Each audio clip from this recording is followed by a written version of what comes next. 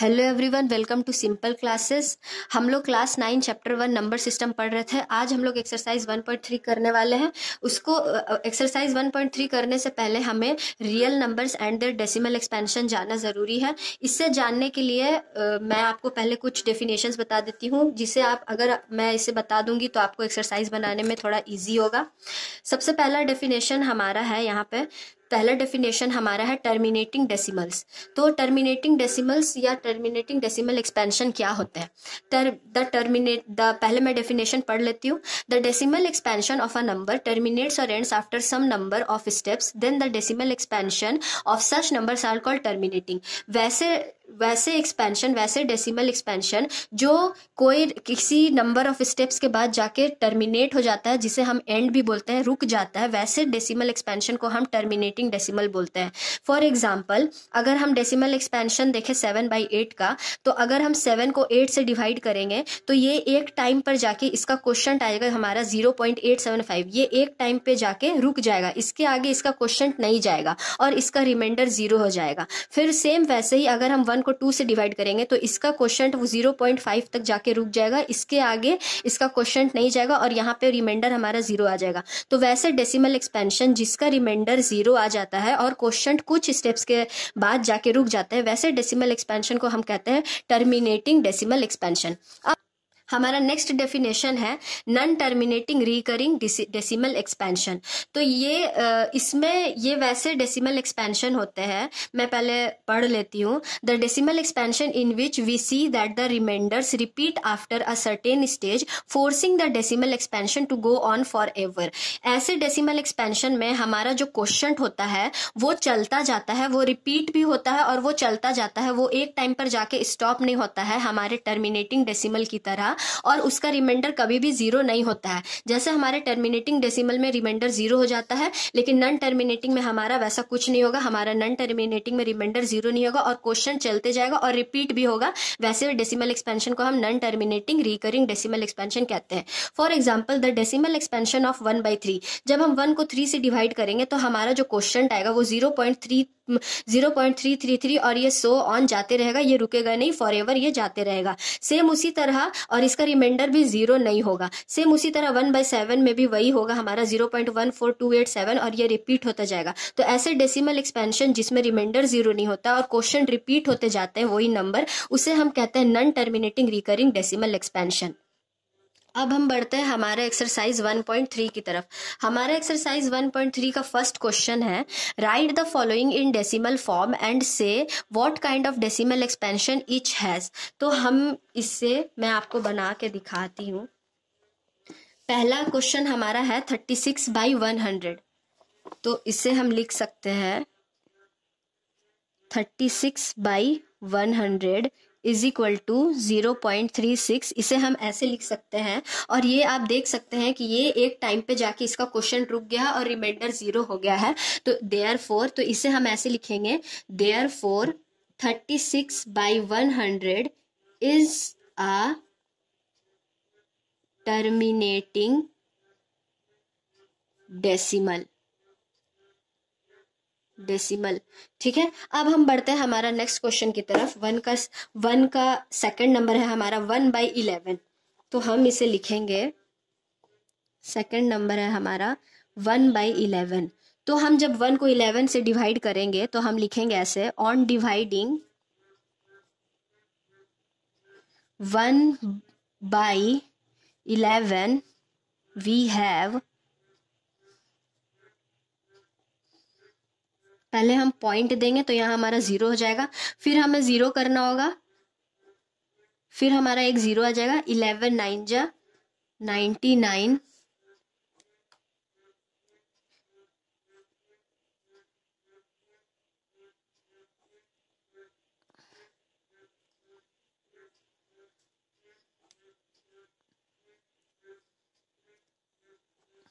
ये हमारा ऐसे चलता जाएगा। फिर हम लिखेंगे यहाँ 11 9 जा ये हमारा 0 दिया था मैंने, फिर यहाँ पे हमारा आ गया 100, फिर में हम लिखेंगे यहाँ पे 11 9 जा 99, और ये ऐसे ही हमारा चलता जाएगा। तो यहाँ पे आप देख सकते हैं कि क्वेश्चन हमारा रुक नहीं रहा है और ये ऐसे ही चलता जा रहा है और हमारा 0909 रिपीट होते जा रहा है। तो इसलिए मैंने आपको पहले ही डेफिनेशन में बताया था कि वैसे डेसिमल का एक्सपेंशन जिसका क्वेश्चन चलते जाता है, रिपीट होता है और रिमाइंडर 0 नहीं होता है, उसे हम लिखेंगे, वैसे डेसिमल एक्सपेंशन को हम लिखेंगे, वैसा डेसिमल एक्सपेंशन हमारा जिसका रिमाइंडर 0 नहीं होता, जिसका रिमाइंडर देखिए यहाँ 100 - 99 1 होगा, रिमाइंडर 0 नहीं हुआ, तो वैसे डेसिमल एक्सपेंशन को हम कहते हैं non terminating recurring decimal expansion. तो इसे हम लिख सकते हैं, इसलिए इसे हम लिख सकते हैं thus the decimal expansion of 1/11 is non terminating repeating और रिकरिंग दोनों एक ही होता है। अब हमारा नेक्स्ट क्वेश्चन है, क्वेश्चन नंबर 1 का 3 है हमारा 4 होल 1/8। तो ये जैसा कि आप देख सकते हैं ये मिक्स्ड फ्रैक्शन में है, तो हम इसे करेंगे पहले सिंपल फ्रैक्शन में, हम इसे पहले कन्वर्ट करेंगे। 4 होल 1/8 को हम लिख सकते हैं 8 4 जा 32 + 1 33/8। अब हम इसका आंसर ऐसे देंगे, ऑन डिवाइडिंग 33/8 वी हैव। तो हम इसे पहले डिवाइड करके दिखाएंगे, 33 को 8 से, 8 4 जा 32, 1 पॉइंट दे देंगे, यहाँ 0 आ जाएगा, 8 1 जा 8, 2 फिर 0 आ जाएगा, 8 2 जा 16, फिर यहाँ 0 आ जाएगा, और 8 5 जा हमारा हो जाएगा 40। और यहाँ आप देख सकते हैं कि यहाँ रिमाइंडर 0 हो गया और क्वेश्चन भी यहाँ हमारा रिपीट नहीं हो रहा और कुछ स्टेप्स के बाद जाके रुक गया है। तो इसे हम लिख सकते हैं देयरफॉर हम इसे ऐसे लिखेंगे, 4 whole 1/8 is a terminating decimal expansion, या इतना भी लिखेंगे तो हमारा चल जाएगा। अब मैं आप लोगों को क्वेश्चन नंबर 1 का 6 नंबर बताती हूँ, आप लोग 4 और 5 खुद से ट्राई करिएगा, मैं 6 नंबर बताती हूँ। तो हमारा 6 नंबर है 329 डिवाइडेड बाई 400। सेम हमने जैसे सारा क्वेश्चन किया है वैसे हम 6 नंबर भी करेंगे, 329 डिवाइडेड बाई 400। तो हम यहाँ पे लिखेंगे, on dividing 329 by 400 we get या वी हैव, जो भी।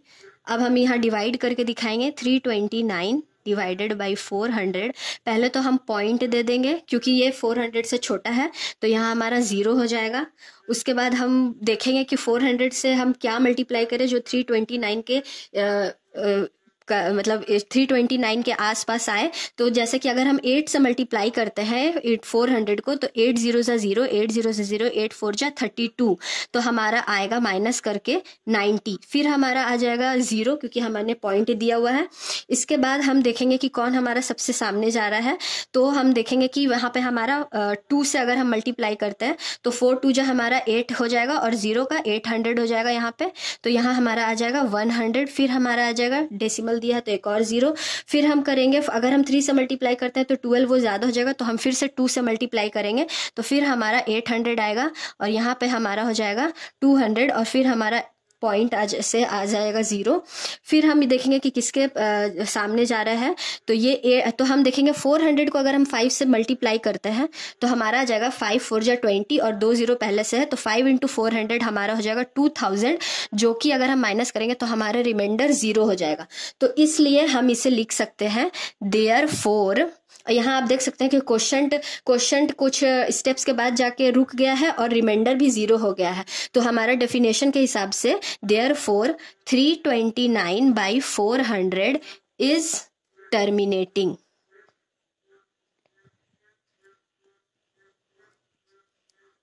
अब हम बढ़ते हैं हमारा नेक्स्ट क्वेश्चन की तरफ। तो हमारा नेक्स्ट क्वेश्चन है हमारा नेक्स्ट क्वेश्चन यहाँ पे है, क्वेश्चन नंबर 2 है हमारा next question. You know that 1/7 is equal to 0.142857 के ऊपर बार। Can you predict what the decimal expansions of 2/7, 3/7, 4/7, 5/7, 6/7 are without actually doing the long division, if so how. तो यहाँ पे हमें बोला है कि 1/7 का वैल्यू दे दिया है और ये बार का मतलब होता है रिपीटिशन। यहाँ पे 142857, इसके बाद फिर से 142857 रिपीट हो जाएगा, तो बार का मतलब होता है रिपीटिशन। तो यहाँ पे हमें बोला है कि हम 2/7, 3/7 और ये सारे नंबर्स को विदाउट लॉन्ग डिवीजन मेथड के क्या ऐसे डेसिमल के फॉर्म में करके दिखा सकते हैं। तो हमारे पास, मैं यहाँ आपको करके दिखाती हूँ। तो हमारे पास यहाँ दिया हुआ है 1/7 का वैल्यू 10.142857 के ऊपर बार। बार का मतलब होता है रिपीटिशन। तो अगर हमें 2/7, 3/7 ये सारे निकालना है तो हमें 1/7 को 2 से मल्टीप्लाई करना होगा। जैसे कि 2/7 is equal to 2 into 1/7 is equal to 2 into 0.142857 के ऊपर बार इज इक्वल टू 0.285714 के ऊपर बार। बार इसलिए क्योंकि किसी भी नॉन टर्मिनेटिंग रिकरिंग डेसिमल को अगर हम किसी भी नंबर से मल्टीप्लाई करते हैं तो वो भी नॉन रिकरिंग और नॉन टर्मिनेटिंग और रिकरिंग डेसिमल ही होगा। सेम उसी तरह 3/7 के लिए हम करेंगे 3 into 1/7 is equal to 3 into 0.142857 के ऊपर बार इज इक्वल टू 0.428571 के ऊपर बार। सेम उसी तरह 4/7 के लिए हम करेंगे 4 into 1/7 is equal to 4 into 0.142857 के ऊपर बार इज इक्वल टू 0.571428 के ऊपर बार। सेम उसी तरह हम 5/7 और 6/7 भी निकाल लेंगे। आज के लिए इतना ही, मिलते हैं नेक्स्ट वीडियो में। Thanks for watching.